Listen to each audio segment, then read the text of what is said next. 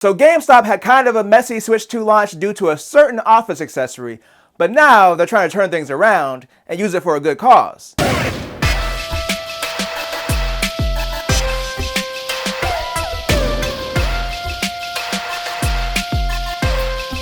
It's Sunday, so let's get sensational.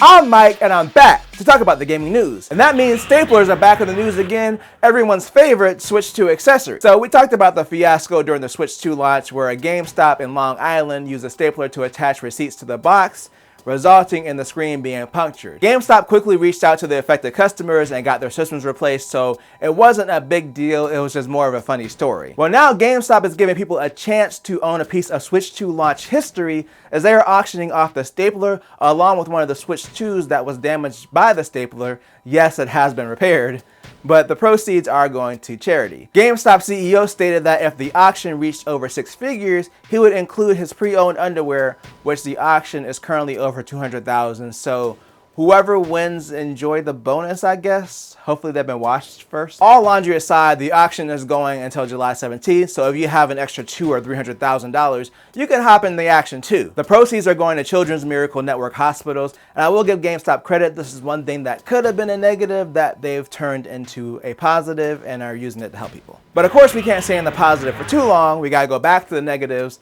and talk about layoffs, and this week it's Ubisoft. So Ubisoft has announced they're cutting 19 people from Red Storm, the studio behind Ghost Recon. They stated the cuts were part of their global restructuring and cost-saving efforts. They did say that they're offering benefits, severance, and job placement assistance to the affected employees.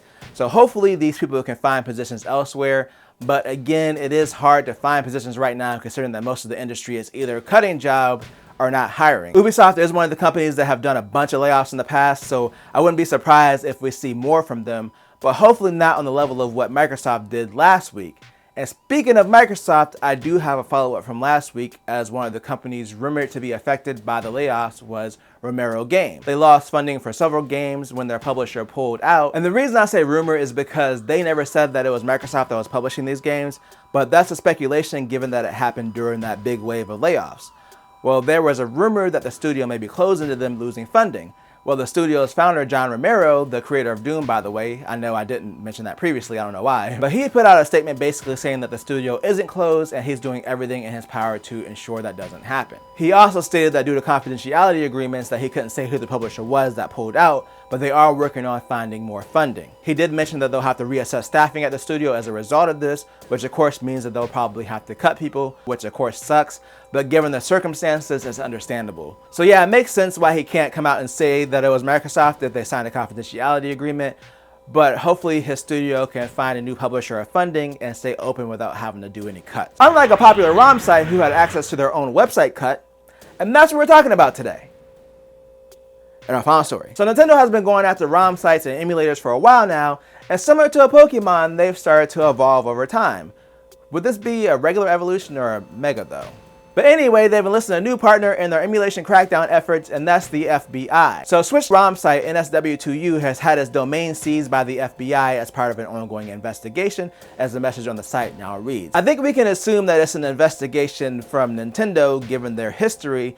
IGN did reach out to Nintendo for comment, but hasn't gotten a response as of yet. So yeah, this one isn't super surprising. I mean, it's a website hosting Switch games, and Nintendo has been cracking down pretty heavily on all of these sites. I mean, I guess the FBI part is a little surprising. Usually it's just Nintendo suing people or the companies behind these sites.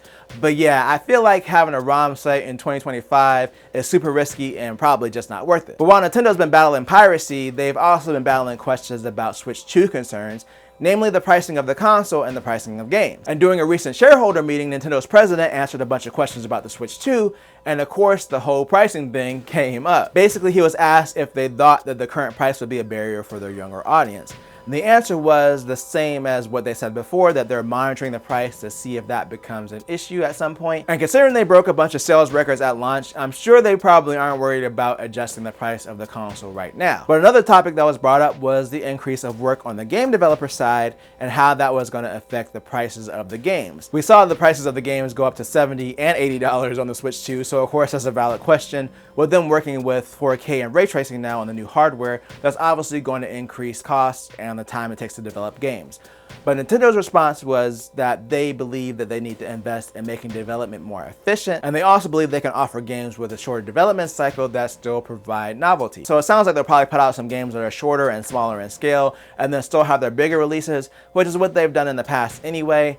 I don't really know if improving efficiency means less costs for end users, because they basically already set the pricing expectations out of the gate with Mario Kart launching at $80. So I doubt even for their main releases, even if they figure out how to reduce costs and save money, that they'll be passing it on to customers. It will probably just be more profit for them. But let me know what you think in the comments. Do you think that the console and game pricing for the Switch 2 need to come down? Again, let me know down below. And if you enjoyed this video, then make sure to tell a friend, tell a coworker, like, share, and subscribe, and hit that bell notification button thing wherever it is to be notified when I drop a video or a live stream. And I always do at least 2 things at the same time. Peace.